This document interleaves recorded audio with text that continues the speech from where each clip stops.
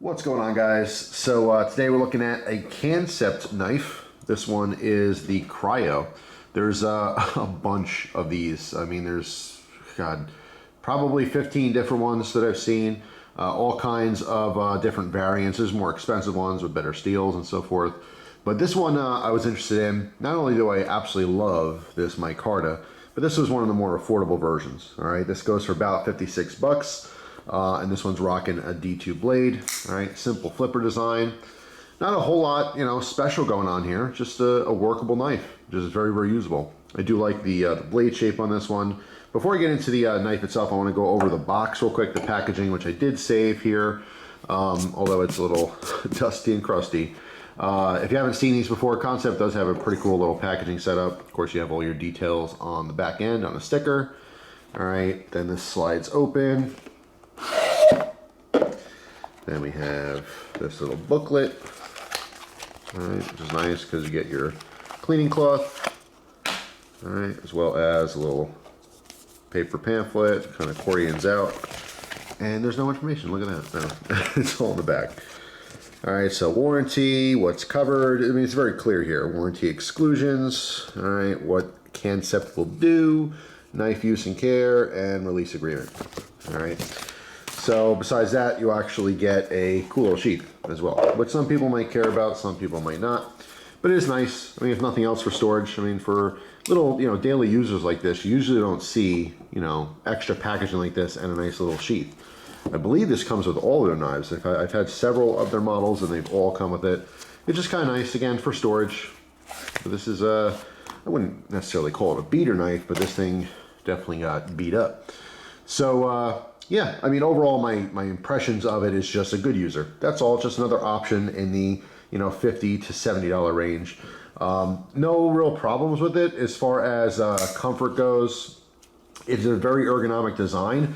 From actually using this hard, I can tell you, I do feel the pocket clip just a little bit, but it's not actually even the clip. You would think that this sticking up might be where it's rubbing. No, it's not. When I happen to carry and use this knife, I feel just the heads of the screws, just ever so slightly. Doesn't create any like crazy rashes or hot spots or anything like that, but I do feel it. It is there. Just one of those things. It is a liner lock, and like I said, I mean, I really put this one through its paces. There's no blade play at all. All right, take a closer look here. Our blade is 3.5 inches. All right, it's a drop point design. It is in D2, as mentioned. Actually, if I come in close, we can look at the markings. All right, the logo here is for Kancept Knives, and again, that's spelled Kancept, Kancept. It's a play on concept. All right, you can see D2 on there. On the reverse, you can see the designer, Kim Ning, and then the knife name, which is Kryo with a K. And that's pretty much it for the markings on the blade there. Nice big opening hole here as well, big old cutout if you want to open it slowly, which I have done a couple times, but generally speaking, when I have a flipper or something, I just go ahead and flip it. Now you can see this flipper is kind of swinging out in the breeze. There is a large flipper. The advantage obviously is it's just easy to get to. Disadvantage when this is clipped into the pocket. Something else I've noticed in carrying it is when you have large flippers, and it goes with any of them, especially when they tip up like this, obviously, is if you're reaching in the pocket for something else, it's a big old, pointy piece of metal. So you can rub your hand on there, and it's a little uncomfortable, although this one's not sharp at all. There's no jimping, or, the edges are kind of softened a little bit. They're not rounded, but it's not the most uncomfortable flipper, but because it's large like that, it is something worth noting. If you carry other stuff in your front pocket, or wherever you happen to carry this knife, you might, come into that where you're rubbing on it a little bit. So the brown micarta handle scales here, I mean, the handle is 4.5 inches. I really, really love this brown micarta. I mean, it's just like, it's a raw micarta. It's not polished up or anything. Looks like a burlap style. It's just really, really cool. I absolutely love it. It's just a very raw, natural feeling.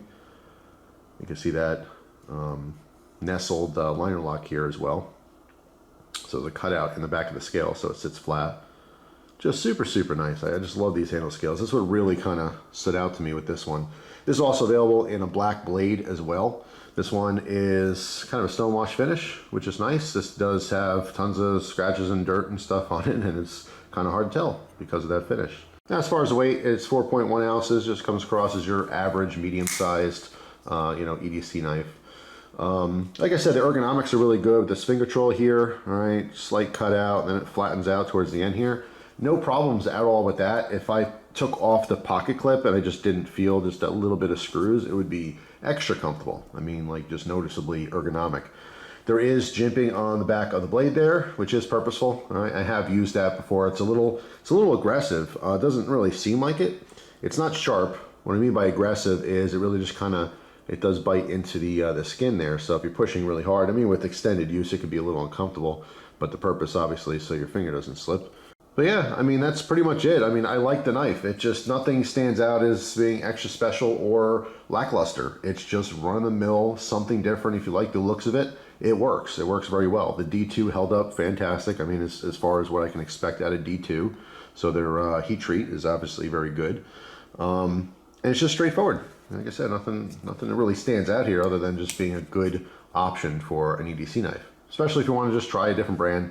Kancept is doing some really cool stuff. I've been very happy with all of their knives. In fact, I'm going to do another video in the future of some different models.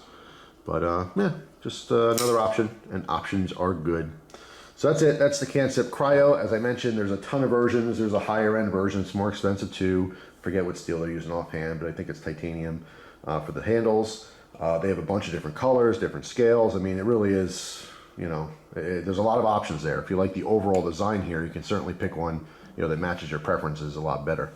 But anyway, that's all. Hopefully you guys have a fantastic day. Thanks for watching, and I'll see you guys tomorrow with a brand new video. Take care.